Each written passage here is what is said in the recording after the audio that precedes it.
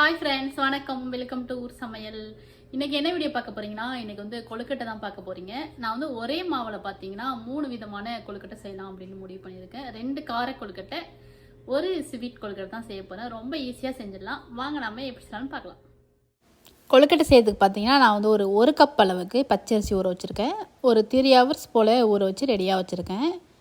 நல்லா கழுவிட்டு ஊற வச்சுருக்கேன். இதை நான் வந்து மிக்ஸி ஜாரில் போட்டு நம்ம நல்லா நைஸாக அரைச்சிக்க போகிறோம். உங்களுக்கு அரைக்கலாம் டைம் இல்லை அப்படின்னா நீங்கள் அந்த கடையில் கொழுக்கட்டை மாவு விற்கல அது கூட வாங்கி நீங்கள் ட்ரை பண்ணலாம். இப்போ நைஸாக அரைச்சிட்டு வந்தோன்னே பார்த்தீங்கன்னா அடுப்பில் ஒரு பாத்திரம் வச்சுருக்கேன், பால் காய்ச்சிற பாத்திரம். அதில் நம்ம இந்த மாவை அரைச்சி வச்ச மாவை கலந்துக்கலாம். கலந்துட்டு கூடவே பார்த்திங்கன்னா கொஞ்சமாக தண்ணி ஊற்றிருக்கேன். இதை வந்து கட்டி இல்லாமல் நல்லா நம்ம மிக்ஸ் பண்ணிகிட்டே இருக்கலாம். அடுப்பை வந்து சிம்மிலே வச்சுருக்கணும். இந்த மாவை பார்த்திங்கன்னா நல்லா வேக வச்சு எடுத்துக்க போகிறோம்.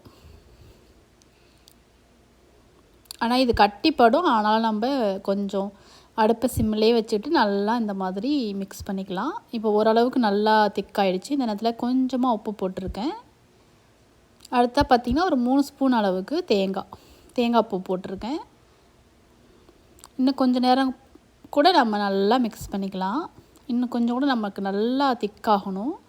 இப்போ பார்த்திங்கன்னா இந்த மாதிரி பதத்துக்கு நல்லா திக்காய் வந்திருக்கு. சூப்பராக நல்லா மாவு வெந்து அந்த தண்ணி பதம்லாம் இல்லாமல் நல்லா இப்போ ரெடி ஆகிடுச்சு கொழுக்கட்டை மாவு. இதை வந்து நான் நல்லா ஆற வச்சுக்க போகிறேன்.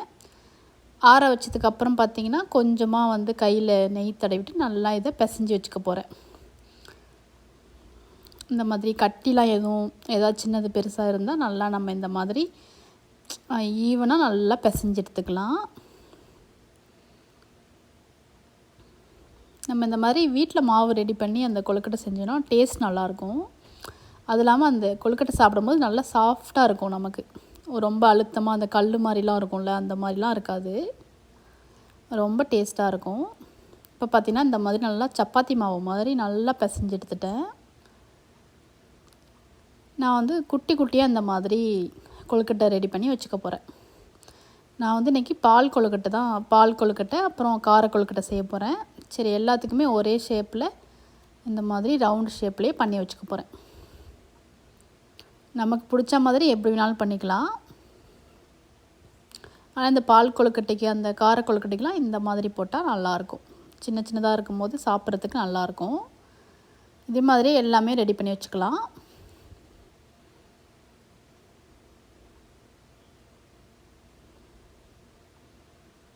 இப்போ பார்த்திங்கன்னா எல்லாமே இந்த மாதிரி ரெடி பண்ணி வச்சுட்டேன். இப்போ வேக வச்சுக்கலாம். நான் வந்து ஒரு ஸ்டீமர் எடுத்துகிட்டு அதில் வந்து கொஞ்சமாக நெய் தடவிருக்கேன். நெய் தடவிட்டு நம்ம ரெடி பண்ணி வச்சுருந்த கொழுக்கட்டையெல்லாம் அதில் சேர்த்துட்டு இதை வந்து தண்ணியும் கொதிக்க வச்சுருக்கேன் அடுப்பில். அதில் வச்சு நல்லா வேக வச்சுக்க போகிறேன். ஒரு 10 நிமிஷத்துக்கு வேக வச்சோன்னா நமக்கு இப்போ கொழுக்கட்டை ரெடி ஆகிடும். நம்ம இட்லி தட்டு எதில் வேணாலும் வச்சு வேக வச்சுக்கலாம். சரி, நிறையா இருக்கிறதுனால நான் இதிலே வச்சு வேக வச்சுக்கிறேன். இப்போ தண்ணி நல்லா சூடானோடனே நம்ம நல்லா வச்சு வேக வச்சுக்கலாம். அடுத்தா வந்து கார கொழுக்கட்டை செய்கிறதுக்கு பார்த்திங்கன்னா அடுப்பில் ஒரு சின்ன பேன் வச்சுருக்கேன். 1 ஸ்பூன் ஜீரகம், 1 ஸ்பூன் மிளகு. இதை வந்து நல்லா வந்து வாசனை வர அளவுக்கு இந்த மிளகு ஜீரகத்தை நல்லா வறுத்து எடுத்துக்கலாம். வறுத்துட்டு அப்போ அடுத்ததாக பார்த்திங்கன்னா மிக்ஸி ஜாரில் போட்டு நல்லா கொரப்பாக அரைச்சி வச்சுக்க போகிறோம்.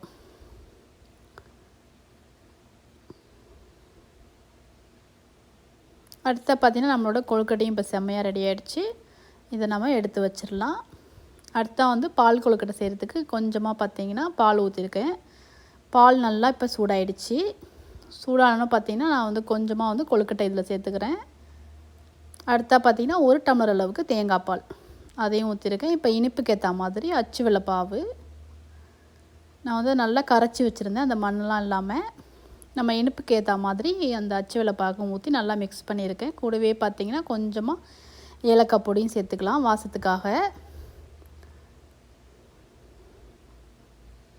இப்போ பார்த்திங்கன்னா லைட்டாக உப்பு போட்டிருக்கேன்.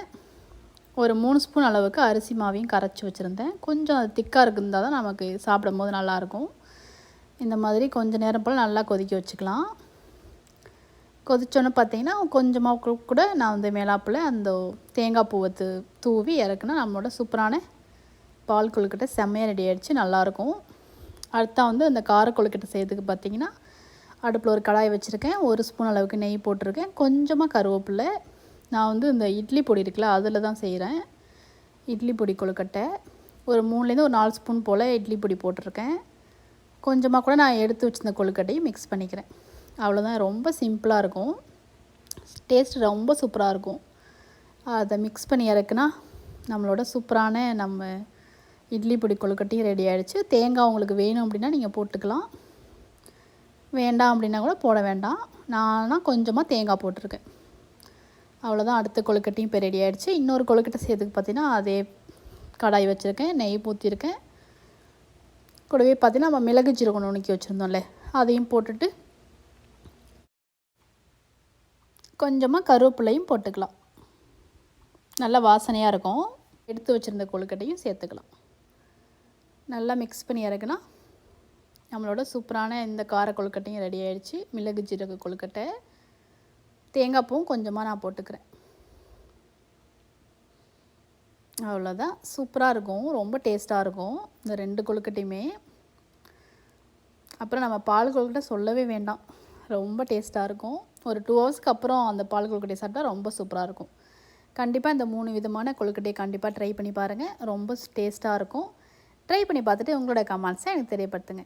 மறக்காமல் இந்த வீடியோ பிடிச்சினா லைக் பண்ணுங்கள், ஷேர் பண்ணுங்கள், சப்ஸ்கிரைப் பண்ணுங்கள். நன்றி, வணக்கம்.